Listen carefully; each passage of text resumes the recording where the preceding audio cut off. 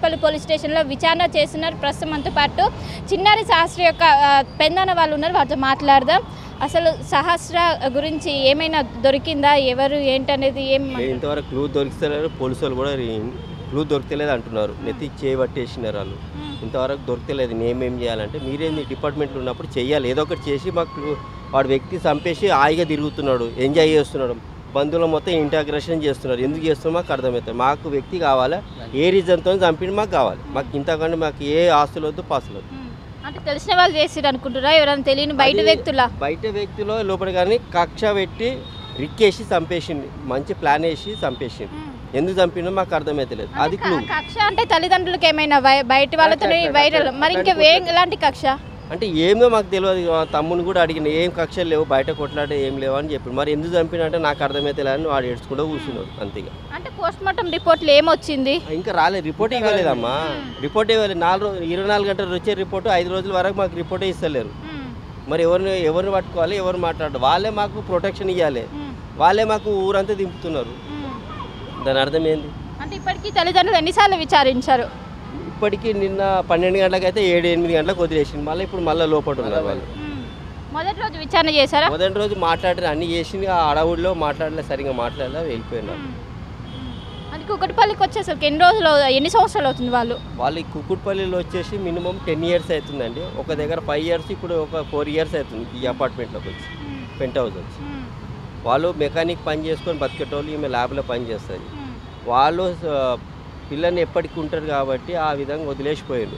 ఆ లేని టైంలో ఓడ చూసి కావాలని చంపేసిపోయాడు. ఎందుకు అర్థమవుతుంది మాకు కూడా. అవి అసలు అన్నం తింటలేము, నిద్రపోతలేము.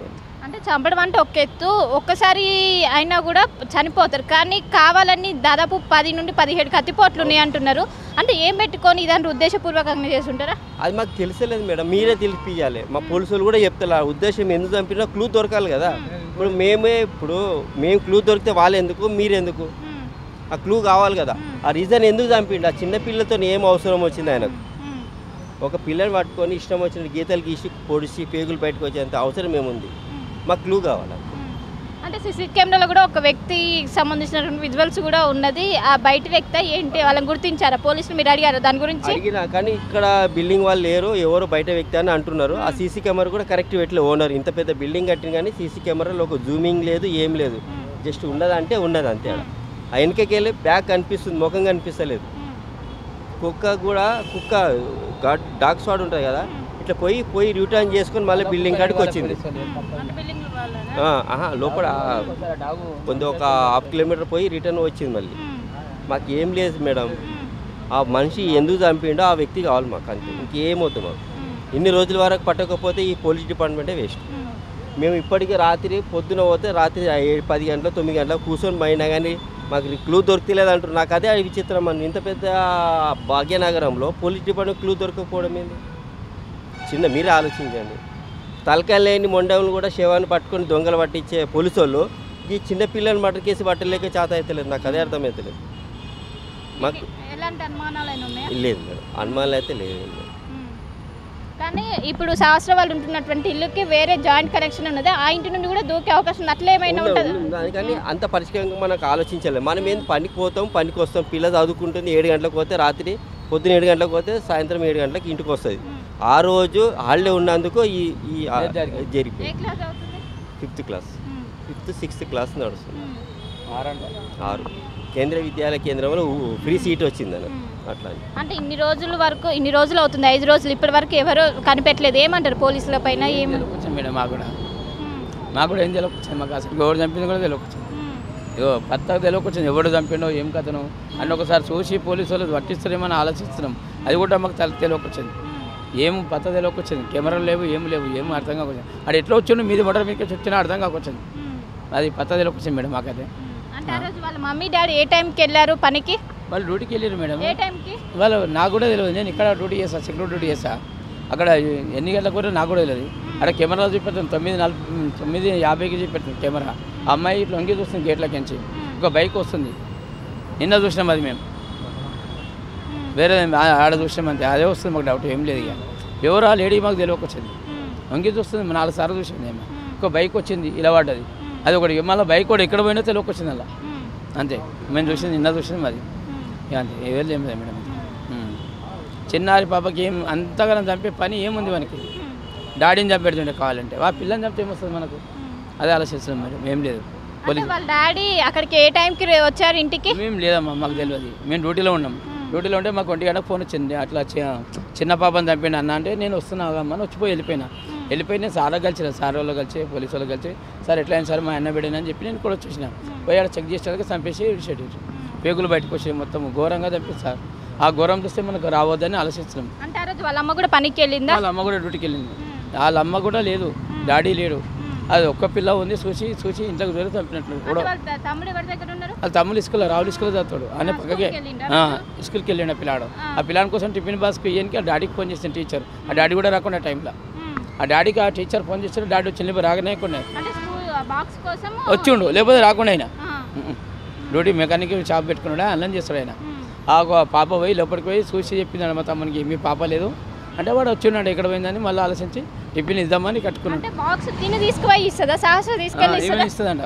లీవ్ ఉంటే ఏం చేస్తా ఇంట్లో అని దగ్గరే కదా పోయి ఇస్తుందంట ఆమె, అంతే. వేరేదేం లేదు మనం దగ్గర ఫోన్ ఉన్నదా అంటే? ఫోన్ లేదా ఫోన్కి ఏం పెట్టాం, ఇంట్లోనే ఉంటుంది చిన్నపిల్లలు. విషయం చెప్తుండే చంపేటప్పుడు అది ఎవరు చంపారో మాకు గుర్తు తెలియదు, ఎత్తుకోలేకలు అయిపోయింది.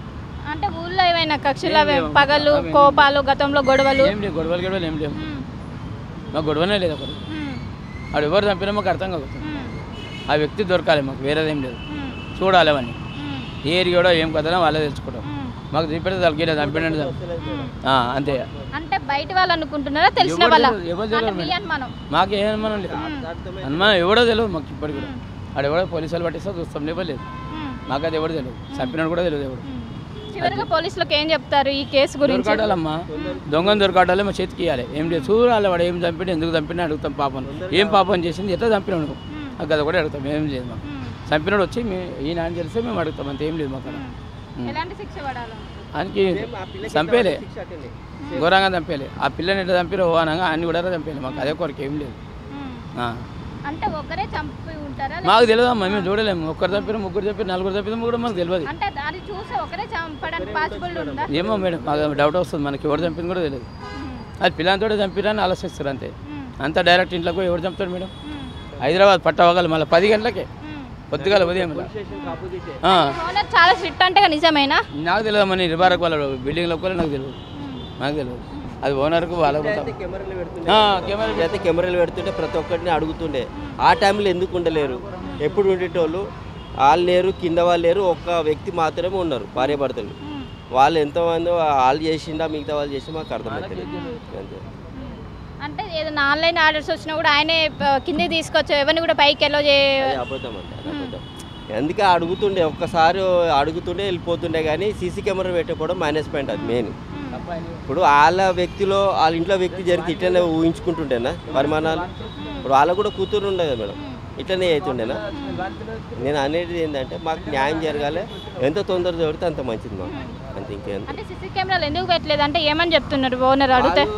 చాలా అని అంటున్నారో అర్థమవుతలే, ఇది ఒకటే మంచిగా ఉందని అంటున్నారు తప్ప ఇంకేమీ అంటలేరు. వాళ్ళు ఏమంటున్నారో అర్థమవుతలే. పాపం చిన్న పాపని చంపేసిండు ఆర్టీటీ చేసి, ఎవరు చేసినా ఇంతవరకు అర్థమవుతలేదు. సో మొత్తం మీద ఇప్పటికే దాదాపు 5 రోజులు గడుస్తున్నా ఇప్పటి వరకు ఎలాంటి ఆధారాలు లభించలేదు. మరోసారి నిన్న ఇటు తల్లిదండ్రులు నిన్న విచారించారు, మరోసారి ఇటు కుకట్పల్లి పోలీస్ స్టేషన్లో డీసీపీ ఆధ్వర్యంలో మరోసారి విచారణ చేస్తున్నారు. ఇటు కుటుంబ సభ్యులు పెద్ద ఎత్తున ఆందోళన వ్యక్తం చేస్తున్నారు. ఇంత టెక్నిక్ ఇంత వచ్చినా కూడా ఇప్పుడు చిన్న బయోమెట్రిక్ సాయంతో కూడా చాలామందిని పట్టుకున్నారు. అలాంటిది ఇన్ని రోజులు గడుస్తున్నా ఇంకా పట్టుకోలేకపోతున్నారు ఏంటంటూ కూడా పెద్ద ఎత్తున ప్రశ్నిస్తున్నారు. ఖచ్చితంగా మాకు న్యాయం జరగాలంటూ కూడా ఇక్కడ ఉన్నటువంటి కుటుంబ సభ్యులు పెద్ద ఎత్తున ఆందోళన వ్యక్తం చేస్తున్నారు.